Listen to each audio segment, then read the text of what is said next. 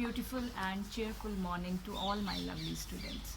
So as all of you know that we are finished with our 4 chapters now, and I got very good response from all of you that most of the things or everything is clear from that chapter. The only thing I want that if you have not completed your previous chapters yet, so first finish all those chapters and then start with this new chapter, because all those chapters, they are linked in one or another way, like a 1 to 3 different steps, right? So as this chapter we are going to start is chapter number 12, that is again from plant physiology, mineral nutrition. Very simple, very short, and very easy to understand.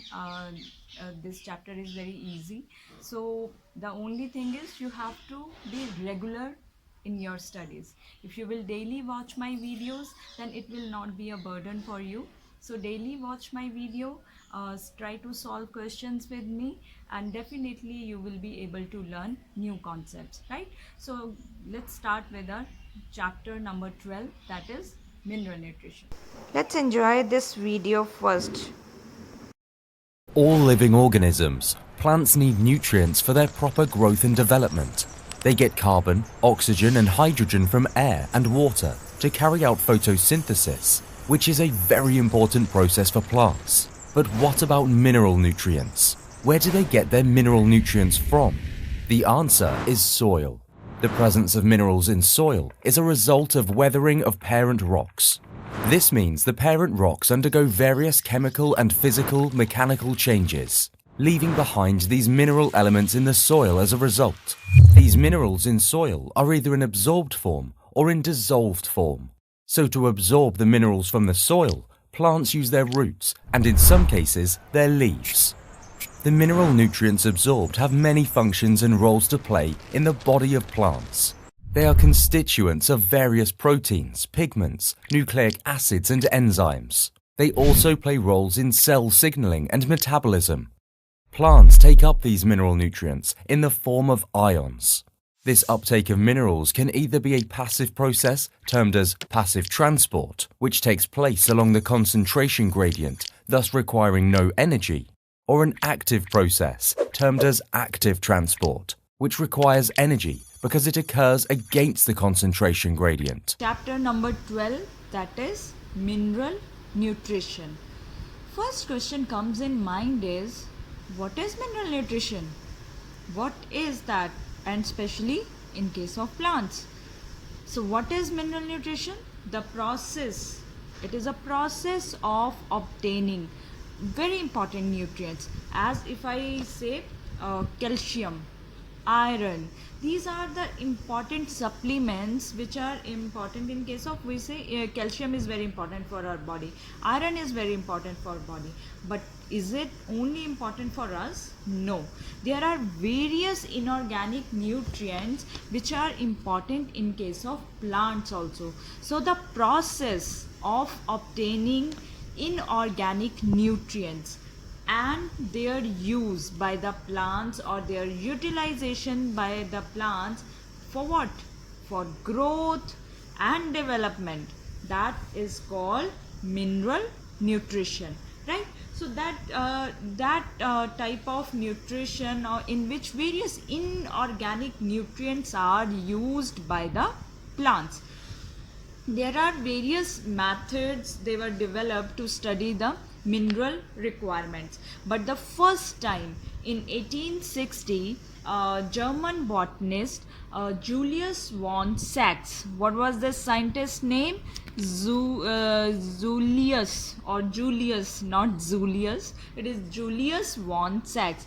Whatever I'm saying, please listen to those things very carefully, because I'm going to ask you few questions at the end from this today's lecture, right? So pay your attention to each and every word. So in 1860, German botanist Julius von Sachs, he said, he demonstrated, he gave us idea that plants could be grown in a nutrient solution. Now again question mark, nutrient solution in the absence of soil? How is it possible? But he was the one who gave us this technique, and believe me that today's world these days this technique is used to grow many vegetables on a commercial and large scale. So German botanist Julius von Sack, he said that plants can be grown in a nutrient solution even in the absence of soil. So this technique, now if he developed this technique, it must be, then there should be some name. Yes, the technique of growing plants in a nutrient solution is called hydroponics, or in other words you can say, what is hydroponics? That technique in which we are growing plants without soil only, and we are using nutrient solution, that is called hydroponics. So let's now study about the hydroponics plant production, right? See, in this case, as you can see the diagram, is it visible? Yes. So plants are grown in a tube. This is I have made different tubes, 1 2 3 4 5 6, and different plants, they are grown in these tubes, right? So in these tubes, plants are grown inside the only water without having soil, right? How is it growing? As you can see, these plants, they are in the test tubes or in the tubes, and then they are connected to a nutrient solution, and here is the pump. So through this pump, this nutrient solution is transferred to each and every plant on regular basis, right? So that is the production of plants with the help of hydroponics on a large scale. So you can grow different plants only in the water or only in the solution with which is having few nutrients, right? Is the diagram is clear? These are the different plants which are grown in the inclined manner, in a serial manner, and there is a pump which is circulating this nutrient solution to all these plants, right? So next, let's see that how does this work. So all plants you have grown in the inclined way in a serial manner, and there is a pump. It circulates. What is the purpose of pump? It circulates which solution? Nutrient solution. Now nutrient solution means it will have few inorganic elements or the minerals. So from a reservoir is what?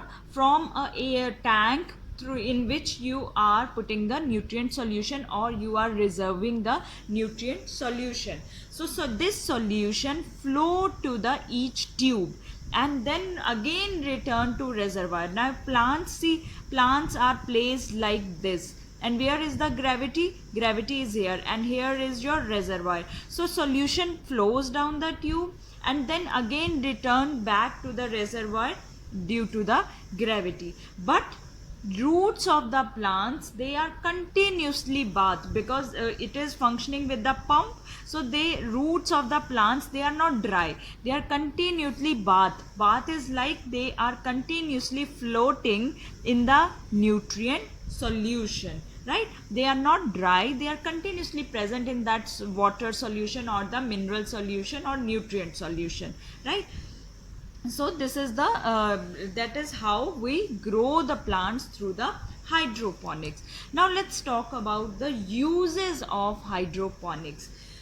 First use, it helps to identify essential elements. See, if there is some nutrient lacking in your nutrient solution, or suppose a plant only can grow better with the help of potassium, but I am not putting this potassium into the nutrient solution. So now when I am not putting the potassium into nutrient solution, plant will show some symptoms, some deficiency symptoms that give us idea that how much this element is essential. So why we use hydroponics?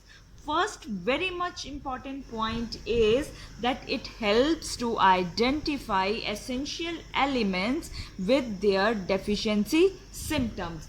And second point is, it is a technique, it is a process for the commercial production of vegetables. Means with this technique we can grow vegetables on a large scale. It can be tomato, it can be lettuce, which you call pata gobi also. So there are many vegetables these days which are growing on a large scale with this hydroponics. So it is a simple technique. You have to prepare the nutrient solution according to the particular plant's requirement, right?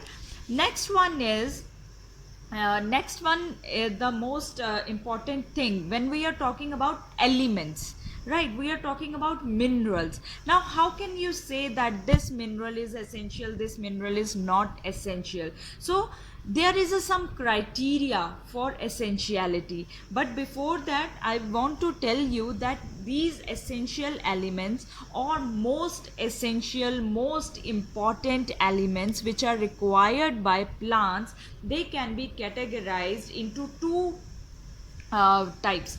First is the major or macronutrients, or you can write down minerals also, major or macro minerals.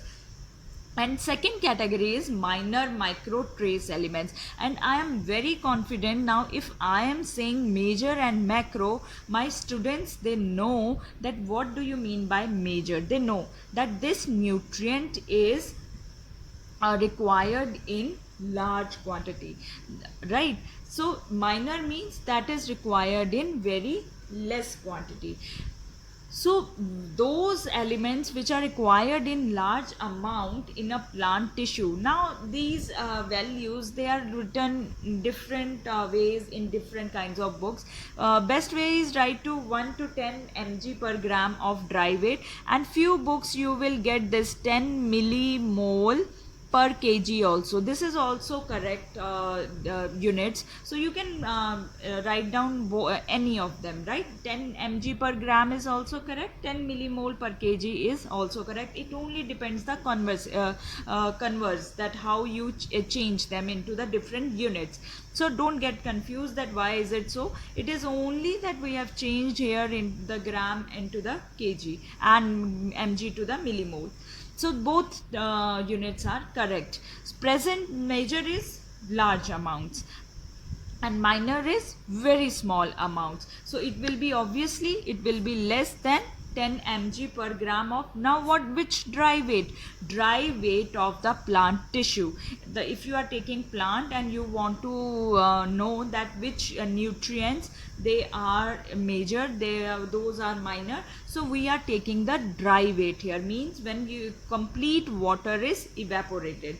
Now we have total 17 essential elements, out of which 9 they are present as the major. They are required by plants in the large amount, like carbon, very much, right? Very much important. Carbon, oxygen, hydrogen, nitrogen, phosphorus, sulfur, potassium, calcium, magnesium. So these 9, they are major nutrients.